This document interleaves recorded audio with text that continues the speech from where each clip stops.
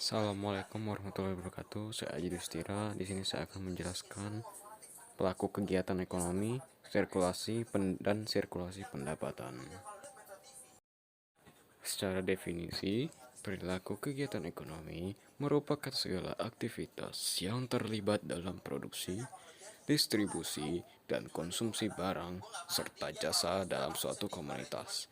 Ini melibatkan cara individu, perusahaan, dan pemerintah berinteraksi untuk memenuhi kebutuhan dan keinginan, melibatkan transaksi uang, pembelian, penjualan, dan keputusan ekonomi lainnya. Secara keseluruhan, perilaku ekonomi membentuk pola yang mengarah pada peredaran pendapatan dan pertumbuhan ekonomi.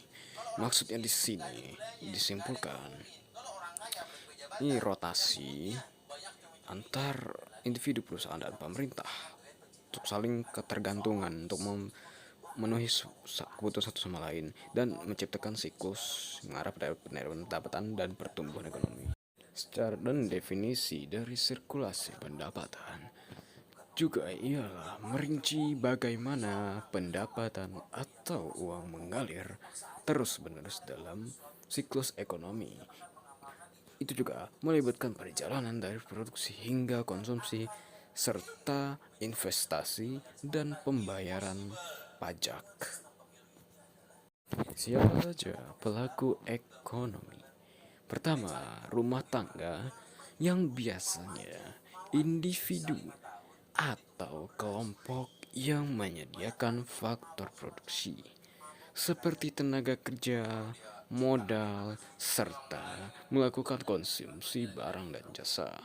Di sini dia sebagai pihak yang konsumsi menyediakan tenaga kerja, modal. Dia bisa dua role ya, maksudnya dua peran gitu.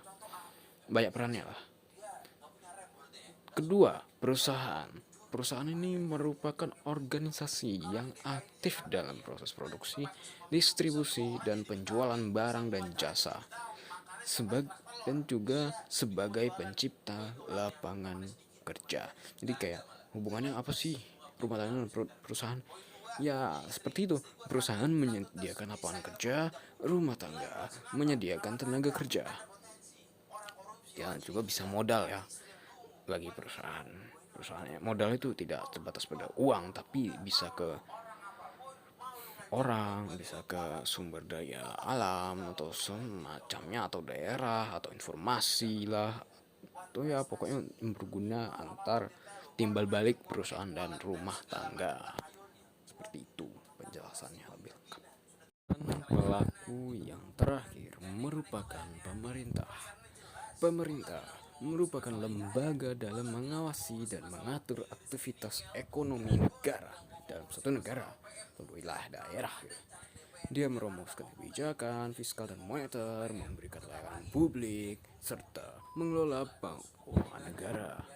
Selain itu, pemerintah dapat terlibat dalam proyek investasi infrastruktur dan campur tangan ekonomi untuk memastikan stabilitas dan meningkatkan kesejahteraan masyarakat. Maksud di sini, kalau hubungan gimana sih siklusnya antara si pemerintah, terus rumah tangga dan perusahaan? Nah, di sini dia berperan prioritas ya. Di sini rumah tangga sebagai tenaga kerja, perusahaan sebagai penyedia lapangan pekerjaan, dan pemerintah sebagai pengawasi antara keduanya supaya berjalan dengan mulus dan benar. Oke, kita lanjut ke beberapa sirkulasi pendapatan. Pertama, produksi merupakan langkah awal di mana keuntungan dihasilkan melalui proses pembuatan barang dan jasa oleh perusahaan. Itu tidak hanya menciptakan pekerjaan, tetapi menambah nilai dan memulai pergerakan pendapatan dalam sistem ekonomi. Maksudnya gimana? Dia menciptakan produksi, membuat barang atau jasa untuk menambah nilai dan memulai pergerakan sistem dari sirkulasi ekonomi supaya ekonomi bergerak. Dan kedua, pendapatan dan upah menggambarkan pembayaran pada faktor produksi, khususnya tenaga kerja dalam bentuk gaji dan upah. Tahap ini sebagai peran penting dalam merotasikan uang. Nah, seperti saya bilang tadi, memberikan sumber pendapatan pada individu untuk kemudian digunakan dalam kegiatan konsumsi, mendukung sirkulasi ekonomi. di sini pendapatan untuk si perusahaan dan upah dalam untuk gaji untuk pada tenaga karyawan. Jadi timbal balik ya dari produksi itu. Yang ketiga, konsumsi. Biasanya merujuk pada langkah di mana rumah tangga menggunakan sebagian dari pendapatannya untuk melakukan pembelian barang dan jasa. Tindakan konsumsi ini bukan hanya mendukung kegiatan ekonomi, tapi juga menyumbang pada sirkulasi pendapatan dengan memasukkan uang kembali ke dalam sistem sirkulasi pendapatan diolah kembali.